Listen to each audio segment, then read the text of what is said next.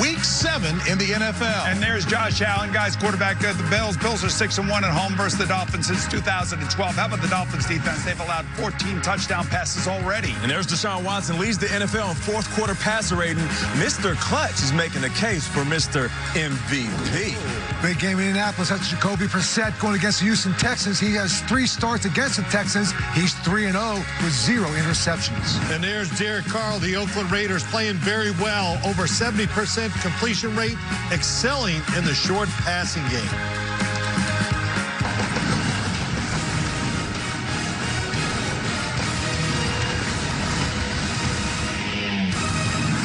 And hello, everyone. I'm James Brown. Welcome to the NFL Today presented by Jeep.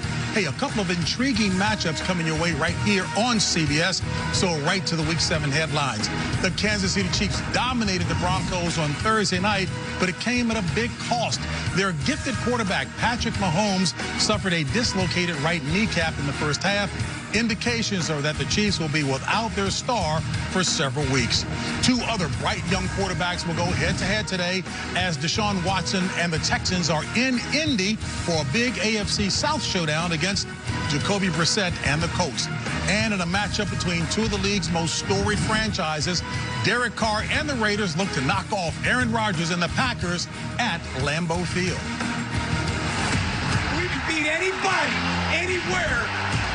We stuck together, and we got the job done. Jacobs, the rookie's taken off. Jacobs explodes. A brilliant run. Raiders 3-2, and that puts them in the race for the playoffs. Let's go! Let's all start dancing. He's tapped. He's shot. What a performance by this defense. Touchdown! And it was perfect by Rodgers. Ladies and gentlemen, there is your dagger. Hell of a win. Great job, fellas. We're playing one of the best quarterbacks to ever play. Everything's right in front of us, and we got to make sure we're locked in. He's fun to watch, but he's really not fun to watch when you got to play against him. And here in the cozy confines of Studio 43, I'm joined at the desk, as always, by my colleagues, the self-questioner, Phil Simms, Coach Bill Cowher, Nate Burleson, and Boomer Esiason. You know what? The Raiders have been playing well lately for John Gruden, and they, in fact, should make it pretty interesting against Green Bay today. But the Packers still have Aaron Rodgers. Aaron Rodgers with a new coach and a new system for the first time since he's been a starter with the Green Bay Packers. And when you think about Matt LaFleur and what he's done to this offense, right now, Aaron Rodgers with 8 touchdown passes on pace for his lowest output of touchdown passes on the year. They're doing it with a run game. Yeah. Aaron Jones leads the league with 8 touchdown rushes. And then Jamal Williams, 100 yards last week. So, boom, when you look at this team, now they're going to have Valdez-Scantling and Geronimo Allison. They do not have Devontae Adams this week, but they're doing it with a running game, and they're doing it with a defense. They are really doing with the defense. And who says you can't build a defense via free agency? Look at what they did in this offseason. They bring in Zadarius Smith and, of course, Preston Smith. Take a look at those numbers, guys. Top sacking duo thus far in the NFL up to this point. And this is one of the reasons why Aaron Rodgers doesn't have to go out there and throw for 350 yards every game, because this defense is getting turnovers. They get after opposing quarterbacks. And I think Derek Carr could have a long day today facing those 2 outside linebackers. Oh, you know what I like? I like when Bill Cowher talks about the run game, man. He gets excited. Oh, here we go. But you know who else likes the run game? Is John Gruden. People think he's about the pass. He is about the run, possessing the football. They have the least amount of possessions in the NFL this year, controlling the clock. They got a great offensive line. Derek Carr doing a terrific job, hands the ball off to Josh Jacobs, a powerful running back. The short passing game, the boot passes, and moving around when nothing is there is always key when you're trying to possess the football. He's done a terrific job with it, Nate. You know what? Talking about this offense, what does that do for your defense when you play like the Raiders? Oh, it helps them out. And it hasn't been easy to get to 3-2. Think about it. Vontaze Burfict, he's suspended. Jonathan Abram, the young rookie, he's out for the season. Cleveland Farrell still finding his way as a rookie. But they got some big dogs on that defensive line. They have Hankins, Hurst, and Mayoa. Those guys, they can smother the run game. But it creates a high-pace, in-your-face defense. With the depth behind those guys, they have a couple of good safeties. I expect them to force the Devontae Adams-less wide receiver group to try to beat them today. Oh. Coming off of last week, you know, Tony Romo brought us all new microphones for the day. Yeah, that's right, that's right. Hey, as a matter of fact, for more on this matchup, let's head out live now to Green Bay. Welcome in the aforementioned Tony Romo. He'll be calling the game. Tony, there's been so much talk about the relationship between Coach LaFleur and Aaron Rodgers. The question is, how is the relationship? Oh, the relationship's fine. I think when you go through a new system, you get a new head coach, and you have an established quarterback who's been there a long time and played, obviously, at a very high level, it's just going to be one of these games that each of you play where it's like, I need to buy this guy in. He really believes it. And it's like, he's going to buy in. Once you give him good plays and you start winning, it's fine. Now, what I think happens is that LaFleur ends up learning a little bit from Rodgers. And since the Eagles game, I've seen this offense kind of morph to where you're seeing the Rodgers stuff he loves and then the LaFleur stuff. And I think what you really want as a quarterback, you want a coach to come in and give you first and second down plays that you don't have to do anything for. Hand the ball off, chunk play on this play action.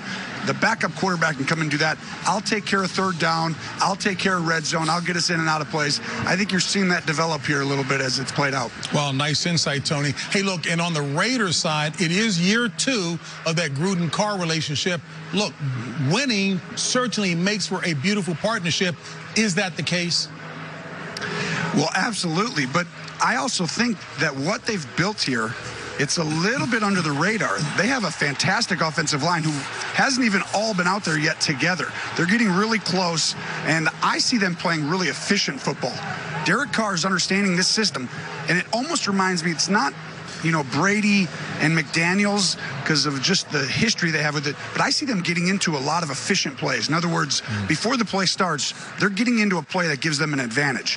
Whether it's 60-40, you know, 70-30, it's not just 50-50, let's play and read it out. They're getting to the right plays a lot. And that's why you're seeing Derek Carr have a high completion percentage, and they're running the ball really efficiently. They're going to be tough. Hey, before I say goodbye, go ahead, Phil. Well, I think Tony being in the studio last week has really helped him out a lot. Definitely, yes. I got a future. Let's go. Look at it. Hey, Tony, thank you so very much. We're looking forward to your call of the game. All right, folks, now for more news and notes from around the league, including more insight into Patrick Mahomes' injury, we welcome our NFL Today insider. That would be Jason Lockenfor. Hey, Jason, the timetable for his return? JB, the Chiefs won't commit to a timeline until Mahomes sees more specialists. However, sources said a 4 to 6 week recovery likely for his dislocated knee. Matt Morris starts for now. Chad Henne eligible to come off IR Week 9. KC do not expect to add a QB at this point. We told you several weeks back that Jalen Ramsey was willing to do whatever it takes to get out of Jacksonville. Well, it worked. After skipping a month with a back injury, he's starting for the Rams today. Following that blockbuster trade, LA will make Ramsey the highest paid corner in the game. It's just a matter of time. The wide receiver market's heating up now with the deadline less than 2 weeks away. The 49ers highly motivated to add one, sources said. The Saints and Patriots are pushing as well. A.J. Green, Emmanuel Sanders, they're the top targets. Mohamed Sanu's drawing interest as well. League sources indicated that Antonio Brown has emerged as a fallback option for several teams if they can't add a receiver via trade. There's legitimate interest in the free agent, despite being under investigation by the NFL for the allegations of sexual assault from a civil lawsuit. Boom. I believe someone's going to sign him next month unless the NFL intervenes. Yeah, good luck with that, Jason. But how about a guy who's always got his finger on the pulse is J.J. Watt, right, guys? An ode to Jose Altuve. He wears a jersey in his honor as the Houston Astros are going to play JV's Washington Nationals in next week's World Series. Or this week's, I should say. Still ahead on the NFL Today, the Rams made a big move this week, trading for Jacksonville star Jalen Ramsey. Can the Pro Bowl cornerback turn things around in L.A.? TB12 and the Pats are in familiar territory atop the AFC. The New England Patriots start 6-0. But which of the conference contenders pose the biggest threat to dethroning the defending champs? I think they can catch New England. No, I'm kidding. Come on. Find out how one of the NFL's brightest stars spends his time away from the field when we spend a day off with Texans QB Deshaun Watson. All that and more when the NFL Today on CBS returns. The NFL Today is presented by the all-new 2020 Jeep Gladiator. This seat is reserved for the restless.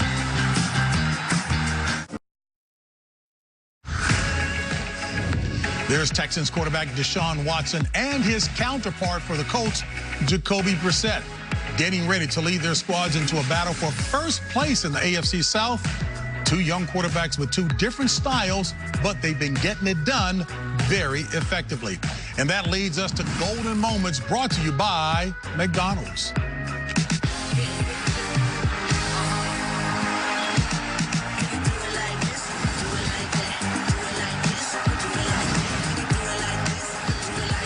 Here comes Brissett downfield, caught on the play, touchdown, I-N-D-Y. Watson takes the snap. Watson runs it. Weaves inside. 15, 10, touchdown. What a run by Deshaun Watson.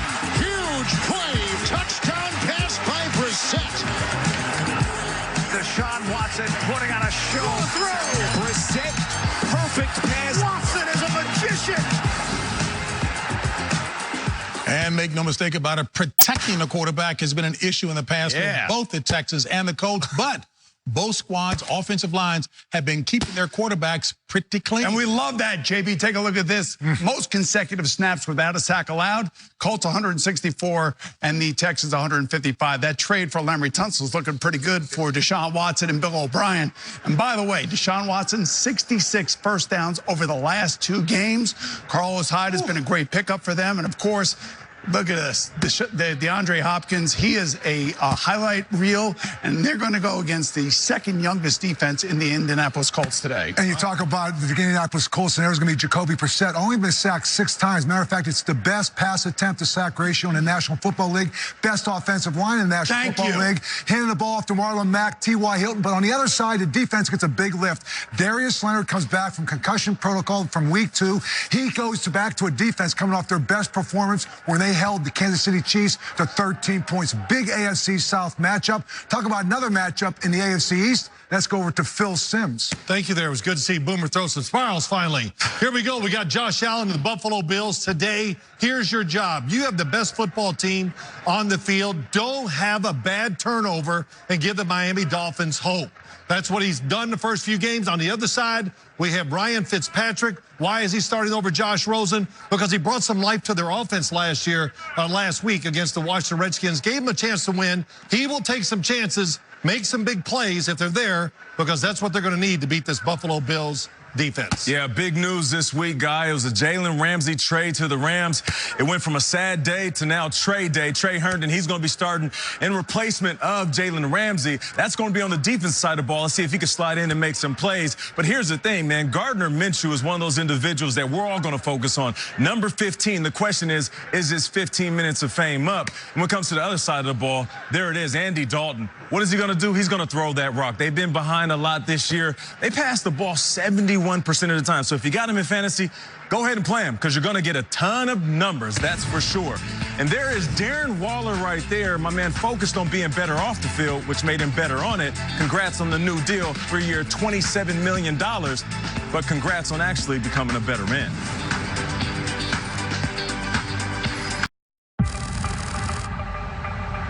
Fourth and less than a yard. Motion man is Robinson, and Mahomes will do it himself, a quarterback keeper. And it looks like he is hurt. He is laying on top of one of the offensive linemen. And they are checking the right leg of Patrick Mahomes. Oh, no. The MVP dislocated his kneecap. It's a freak thing, and it happens.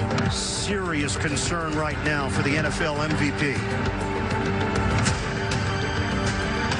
An MRI confirms Patrick Mahomes will not miss the entire season. You got more to go, baby. Hell yeah. So Chiefs on 3, 1, 2, 3. Wow, and as our insider Jason Lockenford noted earlier, the Chiefs could be without their reigning league MVP for 4 to 6 weeks. No doubt a pretty significant loss for the offense. And the question is, how can they tread water in the meantime? Well, they're going to have to, JV. I say don't panic. Don't throw out the game plan. I get it. There is a drop-off between Pat Mahomes and anybody else. He is that prolific of a passer. But when you panic and rip everything up, then all of a sudden you're throwing away what is your strength. You have some skill players that you can lean on. Tyreek Hill is the fastest in the game. So you don't want to give up. Think about it. Teddy Bridgewater, he went 4-0. Kyle Allen went to Carolina Panthers. He went 4-0. This team can hold down the fort and wait until Patrick Mahomes gets back. Especially if their defense plays like it did Thursday night. And Matt Moore, filled in admirably, but he's not Patrick Mahomes. Frank Reich told me 2 weeks ago as he was studying film of Patrick Mahomes, he's never seen anything quite like it. Now, you take a look at their next 4 games. The next 2 games are going to be at home. They're not, infallible at home at Kansas City at Arrowhead Stadium, as the Texans and the Colts have proven out. And they're going to be playing Green Bay and Minnesota, 2 tough defenses. They are going to have to run the ball, coach, and they're going to have to play tough defense like they did Thursday night against Denver. We sit there and talked about the Kansas City Chiefs, who always said, the only thing you get concerned about are the weak areas, their defense, their running game. Well, almost this must be a blessing in disguise, because the one thing now that you're going to have to do without Patrick Mahomes, and the magic we all get caught up into, is develop the running game, develop the defense. And my thinking is this, that when he does come back, they will be a better football team because of his absence, because now all of a sudden everybody has to kind of pick up their game. So, I look at this at times, and hopefully he'll come back sooner than later, but they could be a better football team when he gets back. Interesting point. Go back to Boomer. First off, I'd like to see Steve Spagnuolo do what he did this past week. That's who I know who he is all of his coaching career. Blitz, different formations, really cause confusion for the offense. They need to do that, but you know what? You're right. I have great faith in Andy Reid. He'll develop an offense for Matt Moore. Look, Nate, when you talk about their passing game, they throw more screens than anybody, short passes, and then, occasionally lob one down the field to Tyreek Hill. I think it can really work, and they can hold this thing together. And it really does get caught up. I think when you watch them, they always feel that, well, we got Patrick Mahomes to pull us out. We got Patrick Mahomes to make this play and that play. So you almost get caught up into a very comfort level with your football team, because you have this magical guy. Now all of a sudden he's not there. You appreciate now what you had then, but now all of a sudden it developed other areas. The door is open, though. The door is open now for Oakland. This opens the door for the Raiders. Some insight in terms of how you coach as well. You got to navigate through the difficulties as well, Bill. Great insight for sure. Hey, look, the Jaguars finally gave in and traded away all-pro cornerback Jalen Ramsey to the Rams earlier this week for 3 picks, a first round in 2020, along with a first and 4th round in 2021. Pretty stiff price tag, Bill. I think it really is, particularly for the position. I think that position of corner, I think to give up 2 number 1s, I think is huge. And I think when you think about the salary cap, and you think about what you lose when you give up a number 1, you want at a very low price. Now all of a sudden it's hard to develop a team, because you've given up a lot of the cap room with having talented players at a low price. Remember what Seattle Seahawks did when Russell Wilson came in. He was at a low price at the quarterback, and they built a team around him. They've got a lot more issues than just the corner position, particularly on the offensive side of the ball. A lot of questions ahead. It seems like it's a very short, narrow window they think they have. I think it's going to be something that could nip them, because all of a sudden, if this thing doesn't work out, well, boom, it's hard to develop his team because you have no future draft picks. Take a look at the 3 other teams in their division, and take a look at the young talent on those teams, especially the 49ers right now with their defensive line. You have Seattle, who is rebuilding around Russell Wilson. Russell Wilson's playing at an MVP level. Right. And then you have Kyler Murray and that group of players down in Arizona. So this is a team, I guess, they feel like, since they're going to have now 2 of the better defensive players in the league on their side, in Aaron Donald and, of course, Jalen Ramsey, that they're going for it. But I see long-term problems for this team. I really do. This is Hollywood. Hollywood's known for blockbuster hits. And this was a blockbuster trade. And oftentimes in these blockbuster movies, there's a couple of stars getting paid a ton of money. But here's the thing. With what they gave up for Jalen Ramsey's going to have to show up and be exactly what he sees in the mirror. And that's a shutdown corner. Marcus Peters, he's gone. Aqib Talib, banged up. Now they're expecting him every game, starting with this one up against Julio Jones, shut down one side of the field like Deion Sanders used to, and he'll be worth everything that they gave up for him. Well, that's a great point. That's kind of my point, too. I think the Rams they're just in it to win it right now. And when you talk about Jalen Ramsey, huge price to pay. I wouldn't have done it if I was running that team, but I'm not. But Jalen Ramsey, if he can do what Stephon Gilmore did for the New England Patriots, but he doesn't play that way. Now he's got to play a different style. It'll be him by himself. Now you can move the defense and do other things. The Rams were hoping that their defensive line was going to be so good with Dante Fowler and Aaron Donald that they were going to play this front and then play really safe behind it. Well, it didn't work. So now they're going to have to change the way they play, and Jalen Ramsey has to be that one-on-one inside, not waiting for help. And if he can do that, then they can change their defense. So, hey, Bill, but hold on now. But the trading partner were the Jaguars. How did they fare in this? Oh, I think they made out like bandits. You sit there talking about getting a couple of #1 picks. I would love to have that, particularly when you're talking about possibly a young quarterback and talking about developing your football team. I love having #1 picks. I love to develop something for sustainability, not this window of time. And so I think they made out. I'd be asking them, the Rams, can they call me again? I mean, give me some more, 2 more years, call me again. You know, the thing about the Rams is now, if they do not trade back up into the first round for this upcoming draft next year in 2020, that would mean 5 straight years without a #1 draft pick. That's crazy when you think about that, especially with what's going on in the NFC West. Yeah, the Rams, you know, we're talking about the defense and all that. You know what they really got to get straight to? They got to get straight on the offensive side. Offensive line has struggled. Jared Goff, when he doesn't get the protection, not making plays, they got to find a way to get it done. You know, the one thing about the NFL, you have to be not just manage players, you got to manage the cap. Sure. Yeah. You're talking about next year, the Rams are going to have almost 50% of their cap in 5 players. I'm telling you, if you miss on any one of those players, if he's not that guy, you set yourself back. Real quickly, Nate. With all that said, they're coming off a Super Bowl appearance, guys. So let's respect them as such. They could make another run like that. I know you worked for them a little bit last year, and I know you know them better than we probably do. I'm looking at San Francisco and Seattle. They have their established quarterbacks, and they have all that young talent around those 2 quarterbacks. They are going to be a tough out the next 4 or 5 years. I thought he was going to talk about stealing money. You know, and I knew Nate would love Hollywood. I know, but I'm loving your line. You would be calling them next to come. Please call me again. Let's make another deal. All right, folks, we'll keep the conversation going right here. But with kickoff just about a half hour away, time now to set the scene at your game as we take you out first on the field, presented by DirecTV for the latest news and updates on your matchup.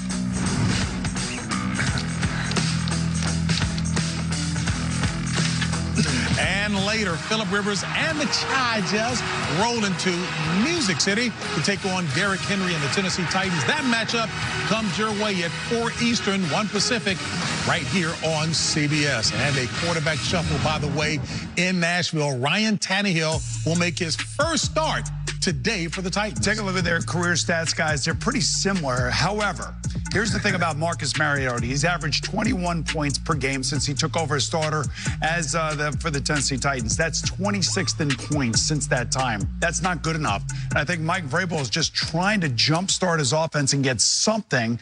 And for Ryan Tannehill, this is a chance to save your career. Yeah, and he's been known as an athletic passer in the past. Of course, injuries have slowed him down. If you can't lean on your own legs, then lean on somebody else's. Derrick Henry, a guy who kind of gets going later in the season. Let's see if they can feed him a little bit more than they used to with a quarterback like Mariota. And you look at the Chargers, they are so un-Rivers-like when you look at their numbers right now, particularly in the passing game. But I go back, Phil, to their offensive line. You know, they lose Mike Pouncey for the year. He was their center. Russell Okung has not been there all year. He's had blood clots. And, you know, they're going to have to lean on Melvin Gordon in the running game, but that's not what the Chargers want to do with Rivers. But I think they're going to have to do that if they want to try to save this season. Yeah, well, you know, it's hard to, you know, be aggressive and run the football when your offensive line really gets overpowered a lot. But you're right. Slow the game down, play at a different pace. Phillip Rivers throwing off balance all over the place. He leads the league in throwing the football behind the line of scrimmage. Why would that be? It's because he knows he doesn't have time to throw it down the field. So there's a lot to fix there with the Chargers, and I don't know if they can overcome this. It's a good move going to Ryan Tannehill for Mike Vrabel. Ryan Tannehill has a better arm, can throw it down the field. And I think, hey, that offense hinders quarterbacks. He's got to open it up. That's right, and there's Aaron Rodgers, and with Halloween around the corner, this man is known as Pennywise because he's been clowning defenses all year, and he's the it factor.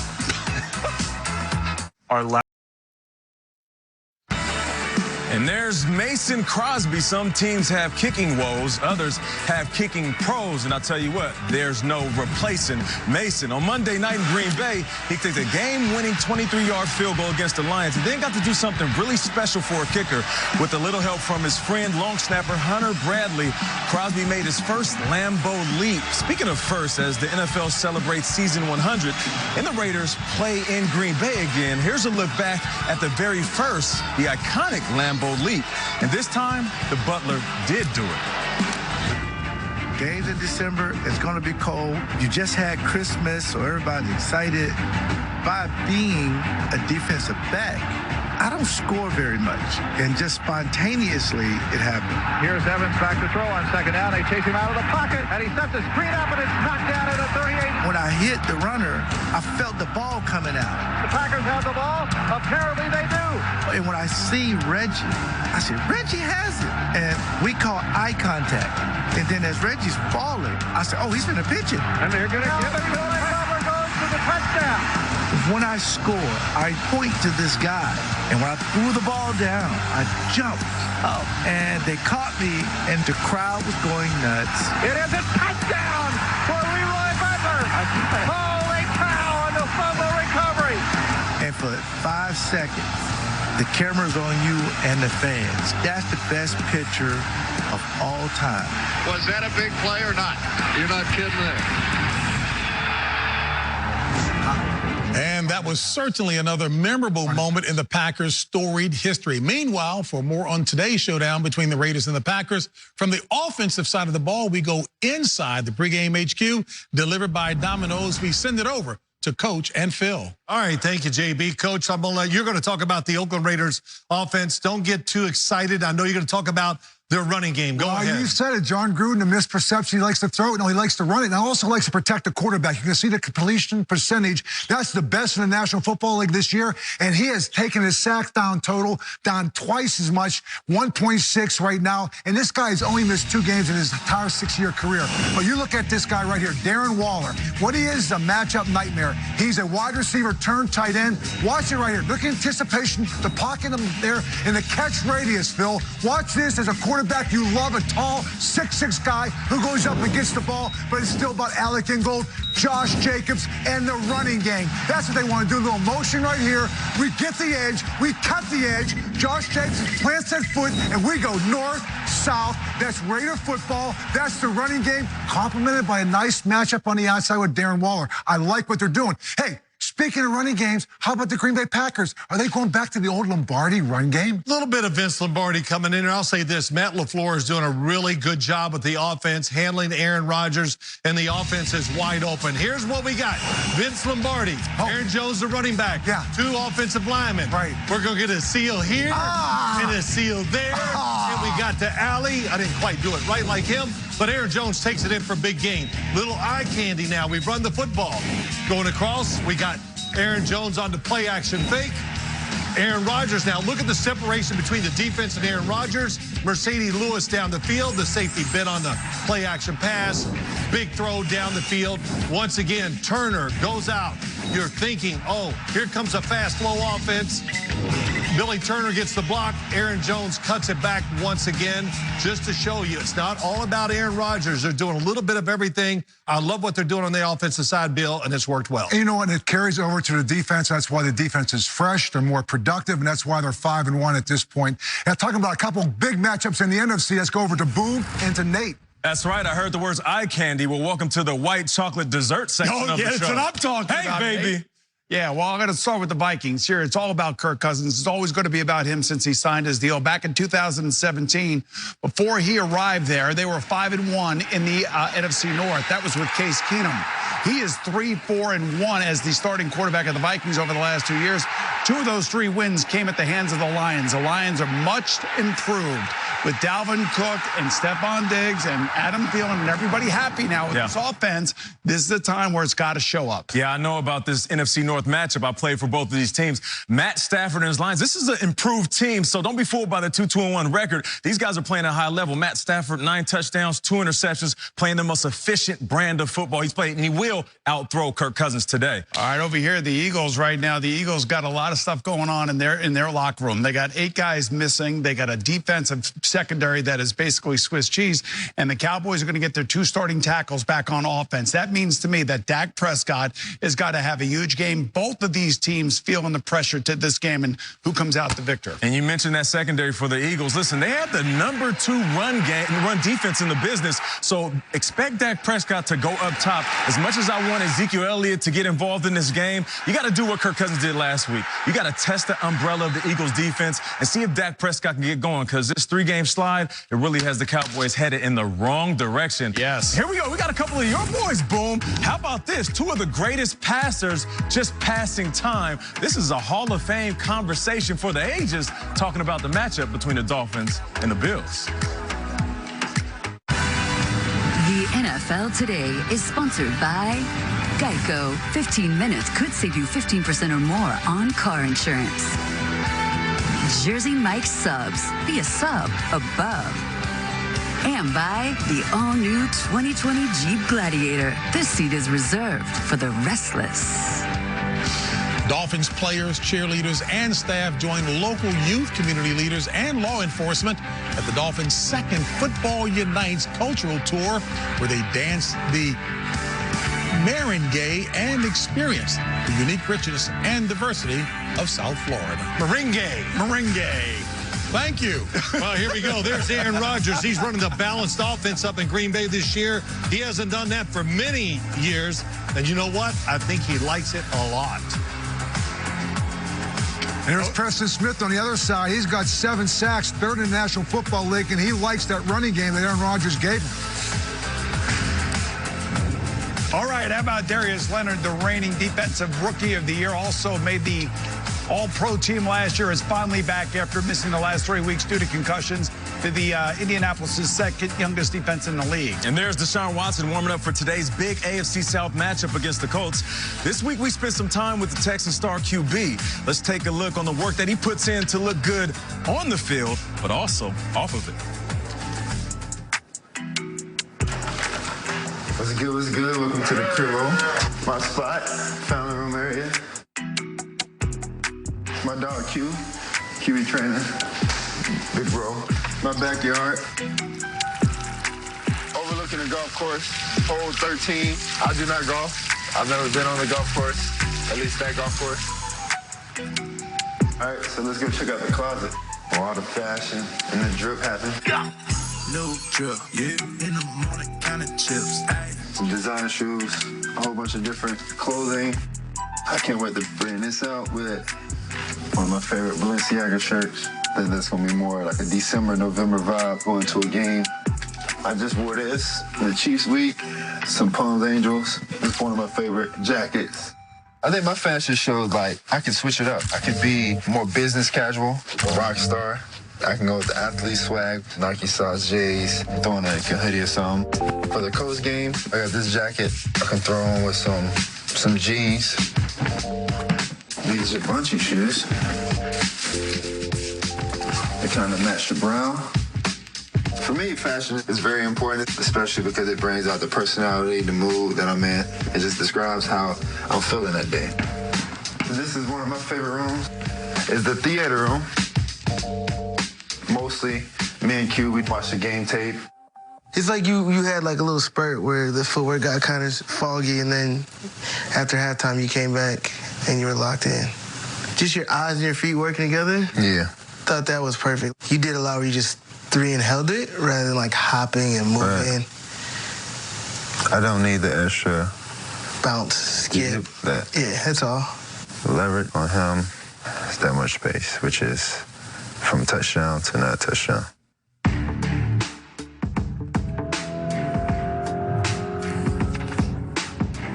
So my off days don't really do too much. I'm trying to regroup my body, get my mind back right, and kind of have some me time, honestly. This week is the Indianapolis Colts. You know, each game really matters. Each game, each moment, you know, you live and you dream for this. So we just got to go up there and do what we do and play Texas football and execute. I'm heading to the mall right now to try to pick out some new drip.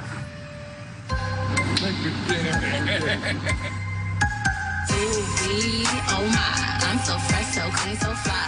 That's some fire right here. 1,500 though. I got some money, but I am cheap. Whoa. That's fire. I've been coming here for about a year now almost. She's always thinking of me first whenever it comes to the drip. This hat's supposed to fit all the way in your head or halfway? I think that's good, just what it is. I done bought like 3 of these bad boys. See? That's what I need. More just chill. All set for today. You're welcome. That's it.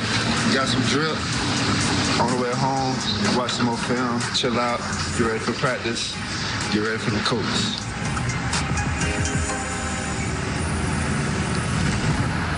And there's Deshaun Watson right there, just like he said, rocking that fit. He got the kicks that complement the jacket. Here's the thing.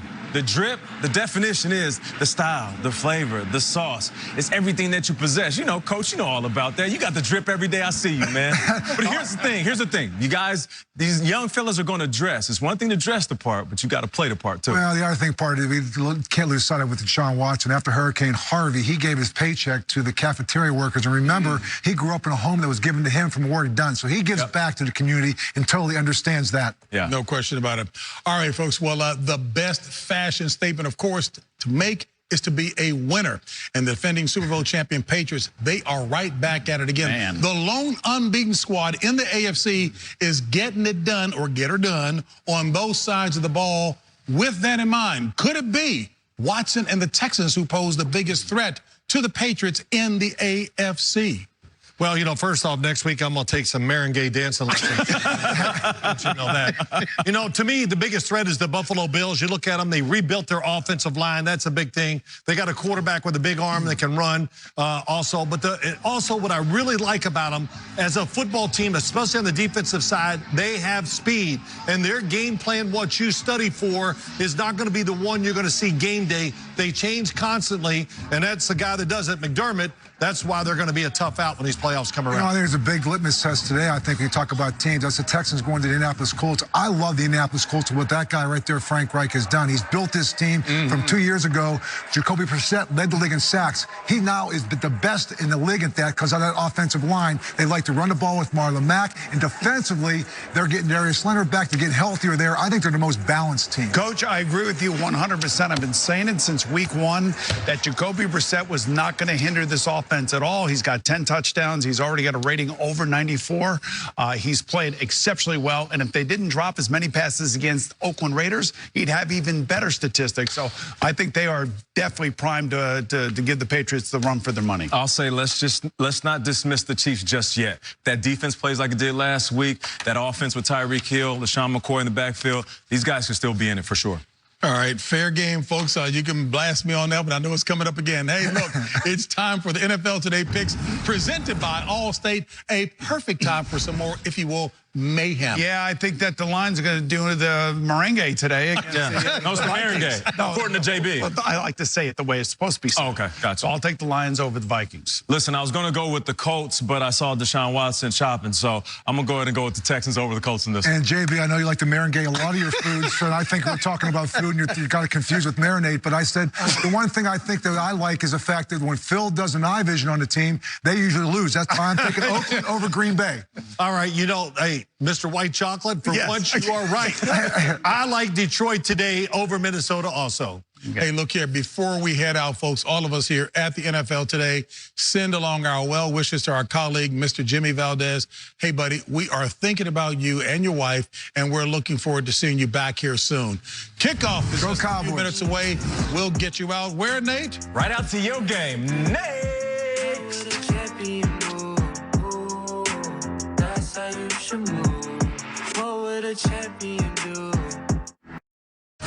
The NFL Today is presented by the all-new 2020 Jeep Gladiator. This seat is reserved for the restless. And a reminder, later, Phillip Rivers and the Chargers roll into the Music City to take on Derrick Henry and the Tennessee Titans. That matchup comes your way at 4 Eastern, 1 Pacific, right here on CBS. As we welcome you back to the NFL Today, my guys have got me all shook up now. Shook up. Game day delivery presented by Amazon Prime. Time now for another round of Phil's favorite game of Believe or Make Believe, and we'll begin. Why is that my favorite game? Well, hey, that's what they've got written here. So you just read whatever you write. Drew Kaliski put it there. Coach, as Boomer calls him. This is Phillip Rivers' last season as the starting quarterback of the Chargers. Believe or make believe? You know, he's in the last year of his contract, and I look at that football team. I believe it. I believe that they will move on from him. You know, I think they have to get his quarterback of the future. They're not getting any younger. They've had a bunch of offensive line issues.